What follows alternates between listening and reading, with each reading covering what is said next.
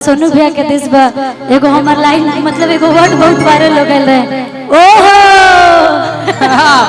अरे जिया खुशी के बाहर है भाई, लेकिन कलाकार का मतलब कि जो चलता बिल्कुल बिल्कुल केहू के गाना होके हम गाते भी जो गाना दिल को छूता है पसंद है बिल्कुल गाना चाहिए। नवरात्र के पावन पवित्र समय में दुर्गा पूजा में सबसे बढ़िया गाना करीना पांडे जी के आइल बा। बिल्कुल बिल्कुल सही बात बा।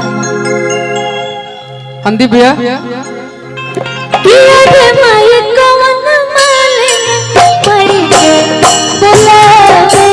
अरे से कवन से बता छोले हो अरे से कवन से बता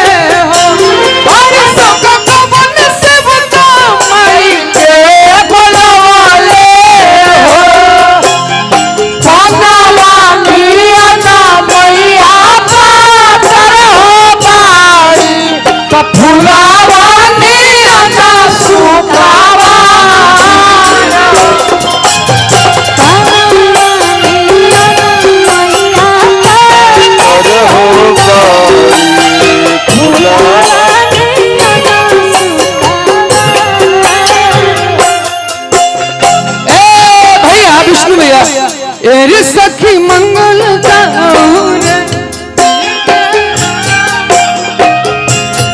वके दिया जलाओ रे दिया जलाओ रे बड़ा भाग घाटवा पे आइले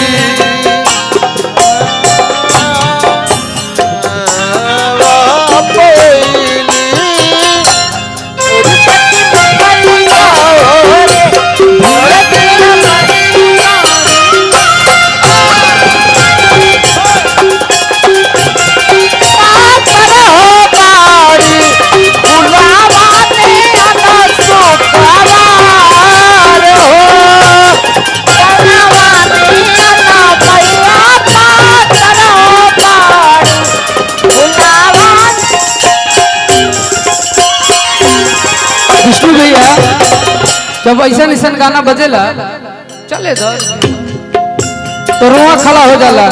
एक बार आरती हम नहीं है भैया अम्बे जगदम्बे महारानी के शुभ आरती कीजे अम्बे जगदम्बे महारानी के शुभ आरती कीजे दयापन हो देवा दुलारी के शुभ आरती कीजे दयापन हो देवा दुलारी के शुभ आरती हो कीजे विनती विनैया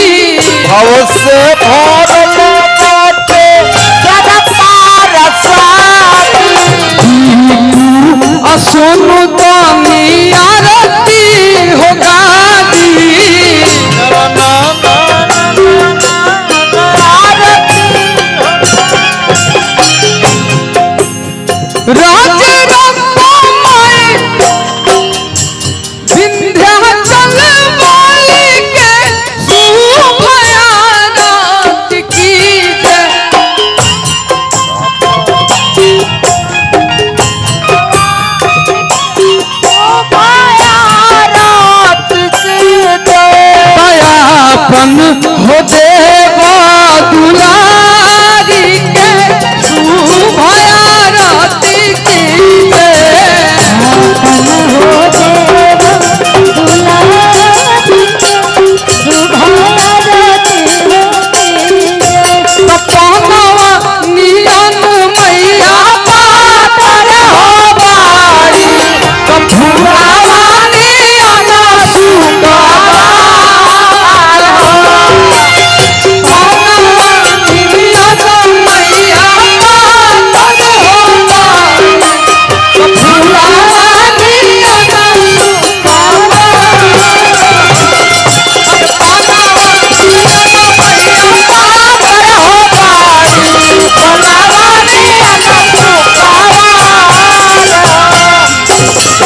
बहुत बहुत धन्यवाद मुकेश राय जी।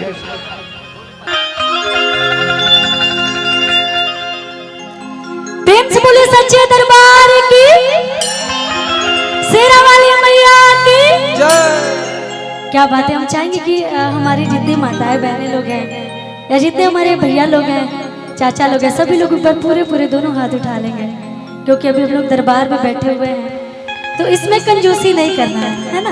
तो दोनों हाथ जरा ऊपर उठाएंगे और मैं देखती हूँ कि किसके किसके पास दो हाथ है, और पीछे भी बहुत लोग को मैं नहीं देख पा रही हूँ लाइट की वजह से। तो मैं चाहती हूँ आप लोग हाथ ऊपर करेंगे तो मैं देख पाऊंगी आप सभी को। प्रेम से बोलिए सच्चे दरबार की जय, सियापति रामचंद्र की जय। क्या बात है। ऐसे एगो भक्त माई के दरबार में गई बड़ी और माई से कहता रही, ये हमारा गीत जो कि हम हर मंच पे गाई ले, और ये पिछला साल नवरात्रन के गीत रहल और बहुत ही सुंदर लगेला। यही गाना से हम मंच अपन शुरुआत करी ले, काहे कि ये गाना हमारे दिल के सबसे करीब है। ये जो भजन बाटे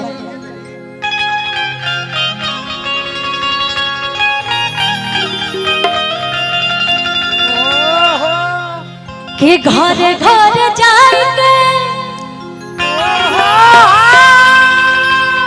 तू भोगवाला गइलू, हमारो नसीब नहीं आज चरण के दूर,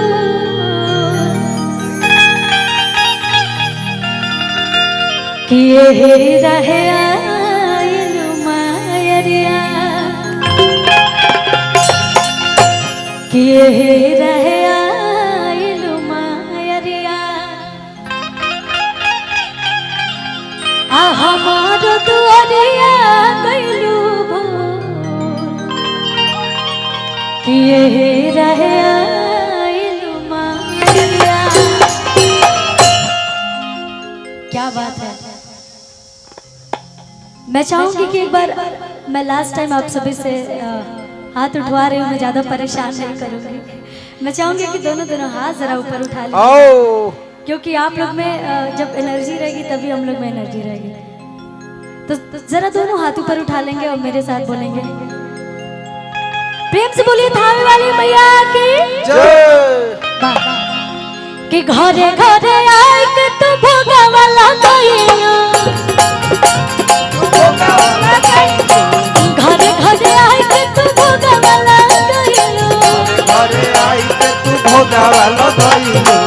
हमारो नसीब नहीं चरण के दूर, हमारो नसीब नहीं चरण के दूर, कि यही रहे आइलू मायरिया, यही रहे आइलू मायरिया, हमारो दुआरिया गइलू भोर, यही रहे आइलू मायरिया, हमारो दुआरिया गइलू भोर, यही रहे आइलू मायरिया।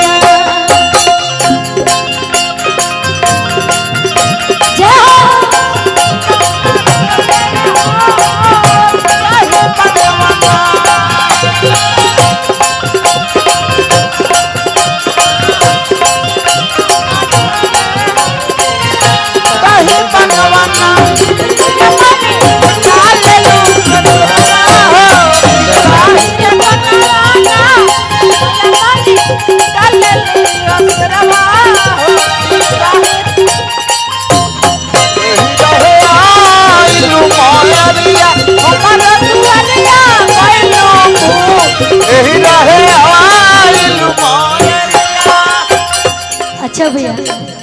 यहाँ पे जितना भी लोग हमारी माताएं बहनें बैठी हैं लगभग सब शादीशुदा ही मुझे नजर आ रही है।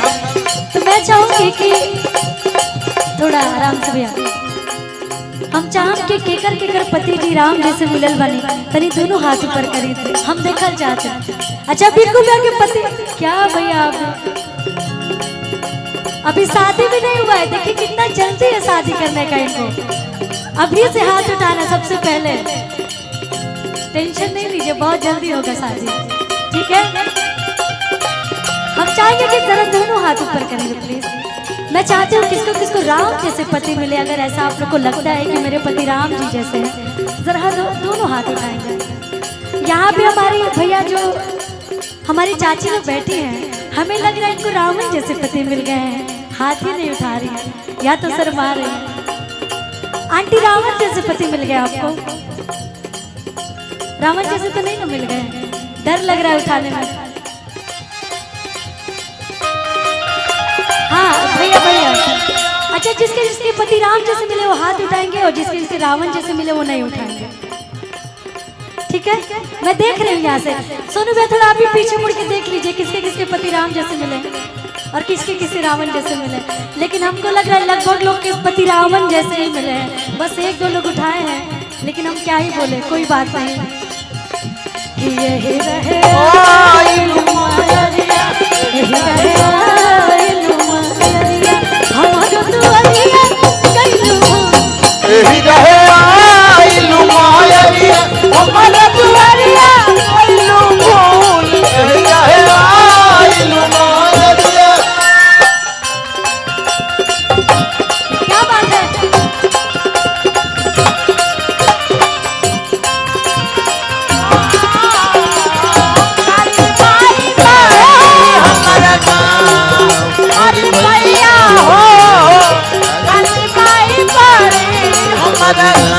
यही रहे आइलू मायरिया, हमारा दुआरिया कइलू भूल, हम रहे आइलू मायरिया।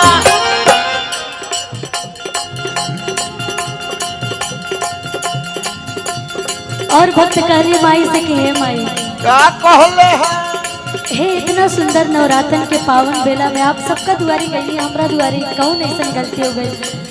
मान ली कि अगर आप पूजा पाठ करत नहीं जा तो एगो डर रहेला मन में ना कि कोनो भूल चूक ना हो जाए। सही बात। पूजा पाठ में कोनो भूल चूक ना हो जाए, माई खिसिया मत जा। ऐसा ही भक्त कहा तरीका कैसे हो?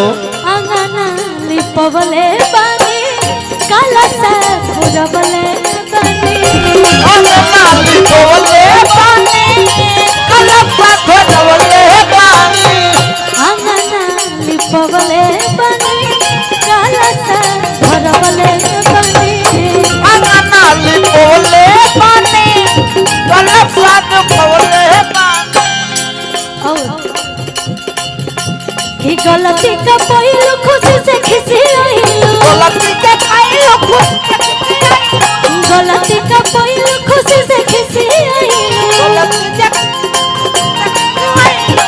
बिकू के भगत न कइलो कबूल, सोनू के भगत न कइलो कबूल।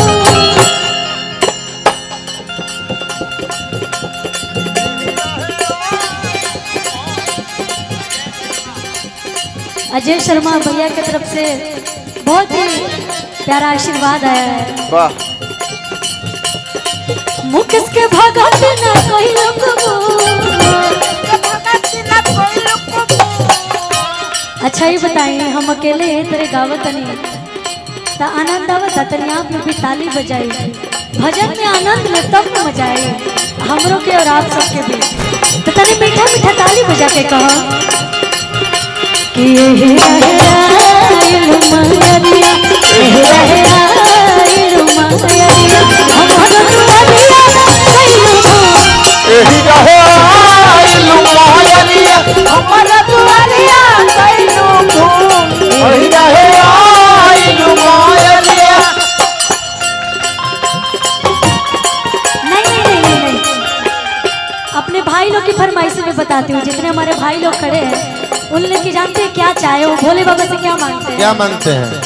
कि बेल के पतैया पर लिखा था नहीं लेटर, बेल के पतैया पर लिखा था नहीं लेटर, फरमाइश बताते हैं वाह कि बेल के पतैया पर लिखा था नीलेटा के पतैया पर लिखो तनी लेकर कि मेहरा चाहे बेटर मेहरा चाहे बेटर में हारा चाहे बेटर में हारा चाहे बेटर में हारा चाहे बेटर में हारा चाहे। अच्छा सुनिए भैया एक बात बताइए मैं बहन हूँ तो मैं ही ना चिंता करूंगी कि मेहरारू बढ़िया मिले जल्दी बिया होके हम बराती जाएं हम ही ना चिंता करेंगे मुकेश भैया सही बात है इसीलिए कह रहे हैं हाँ उन्हें से कि बेल के पतैया पर लिखा था नीलेटा के पतैया पर लिखो तनी लेकर बेल के पतैया पर लिखा था नीलेटा मेहरा हारा चाहे बेटर में हारा चाहे बेटर में हारा चाहे बेटर में हारा चाहे बेटर में हारा चाहे बेटर में हारा मोहरिया हमारा दुआरिया कहियो तू यही रहे आइलू मोहरिया हमारा दुआरिया कहियो तू यही रहे आइलू मोहरिया हमारा दुआरिया कहियो तू यही रहे आइलू मोहरिया। नमस्ते वाह बाप रे एक बार जोरदार